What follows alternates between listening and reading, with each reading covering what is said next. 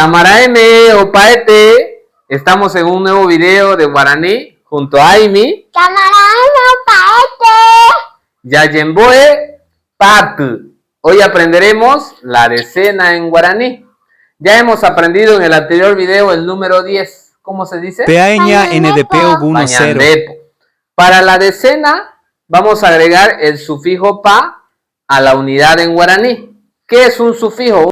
Un sufijo es una terminación que se coloca al final de la palabra para convertirla en una nueva palabra con un nuevo significado. Por ejemplo, ¿cómo se dice el número 2? Mocoy. ¿Y cómo sería 20? Mocoipa. 3. Guapo. ¿Y 30? Guapipa. 4. Irundu. ¿Y 40? Irundupa. 5. Pandepo. ¿Y 50? Pandepopa. 6. Ova. Ova. ¿Y 60? Ovapa. 7.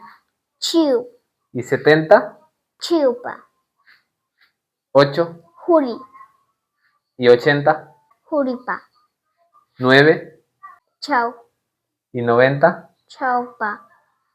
Y para el número 100 vamos a decir el número 10, que se dice Pañandepo, y 100 sería Pañandepopa. Y con eso terminamos el video de hoy. Yasoropay, tumpandiveño. Ya solo pai tumban de baño.